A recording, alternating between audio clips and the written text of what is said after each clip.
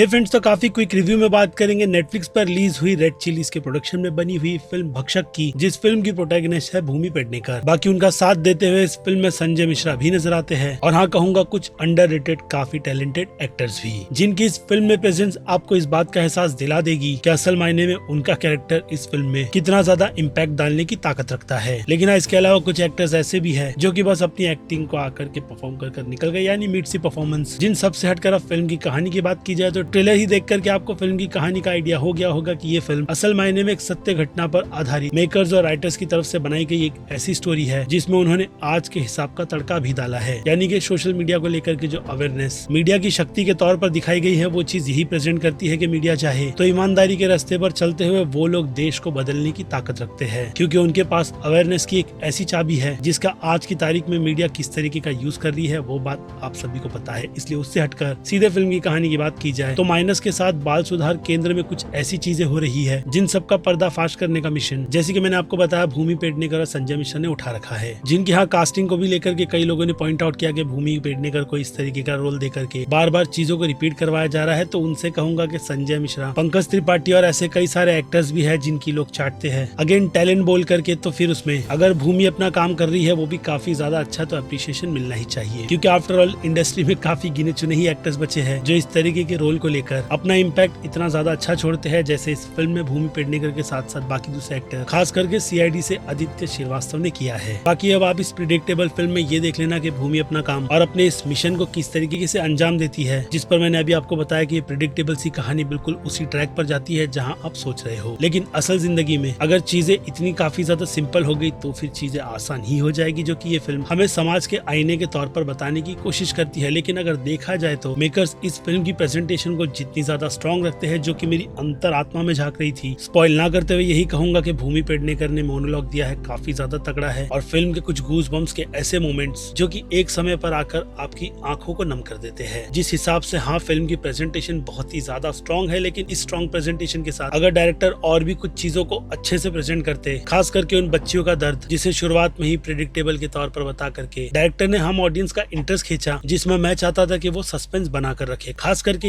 ये कि उस होम शेल्टर में चल क्या रहा है, और अगर अंत में उसका पे ऑफ बिल्कुल सरदार उधम जैसा दिया जाता, जो फिल्म अगर आपने देख रखी है तो समझ जाओगे कि मैं क्या बताने और समझाने की कोशिश कर रहा हूँ। लेकिन खैर, मेकर शायद इसी सिंपल सी अप्रोच के साथ लोगों को बिल्कुल भी ज्यादा ना कंफ्यूज करते हुए एक सिंपल सी स्टोरी देना चाहते थे, जिसे वो लोग डिलीवर कर अच्छी तरीके से अपना मैसेज पुल ऑफ कर लेते हैं। जिसके बाद फिल्म के प्रोडक्शन पर आ जाए तो हाँ, फिल्म के प्रोडक्शन की क्वालिटी भी काफी ज्यादा अच्छी है, जो आपको सीधे उसी इन्वायरमेंट में ले जाती है जहाँ पर आप खुद ये फील कर पाओ कि असल में ये सारी चीजें जो रियल लाइफ में हुई है फिल्म उसे वैसे ही दिखा रही है। लेकिन इन्वेस्टिगेशन के नाम पर चीजों को इतना ज्यादा सिंपल रखा गया है कि जहाँ जाओ पल के बिछाए बस सब सबूत के साथ इंतजार कर रहे होते हैं कि आप ही का इंतजार था, लीजिए और निकलिए। यानी वही रियल लाइफ वाला फंडा यहाँ पर अप्लाई होगा। लेकिन उसे छोड़कर मेरी इस फिल्म से रिलेटेड बाकी दूसरी और कोई भी कंप्लेंट नहीं है। जिसमें अब सीधे आखिर में आता है रेटिंग का सेक्शन, जहाँ पर अब बात की जाए सीधे मास ऑडियंस की, तो ये फिल्म सभी ऑडियंस के टेस्ट के हिसाब की नहीं है, क्योंकि डेफिनेटली मास ऑडियंस इस फिल्म को देखते वक्त लेंथ के हिसाब से बहुत ज्यादा बोर होगी बीच में, जो कि इन चीजों को ध्यान में रखकर मास ऑडियंस की कैटेगरी में इस फिल्म को सीधे B- की कैटेगरी में लाकर रखता है। और बात की जाए क्रिटिक्स की, तो क्रिटिक्स की तारीफ तो आप सुन ही रहे होंगे इस फिल्म को लेकर, जो कि नो डाउट इस फिल्म को सीधे सीधे A की कैटेगरी में रखेंगे, जिनसे हटकर मैं इस फिल्म को A तो नहीं लेकिन हाँ A- की कैटेगरी में रखूंगा, जो कि आप भी समझ जाओगे फिल्म देखकर। इसलिए वर्थ वॉच है, टाइम देना सही रहेगा, वो भी घर पर बैठे बैठे, जिस पर मैंने इस वीडियो को बना करके अपना ओपिनियन दे दिया है। बाकी बचती है आपकी राय, जो आप मुझे कमेंट में लिखकर बता सकते हैं। बाकी मैं हूँ Aziz, movie talk show channel like share subscribe भूलना मत। मिलूंगा जल्दी दूसरी किसी वीडियो में। Till then bye.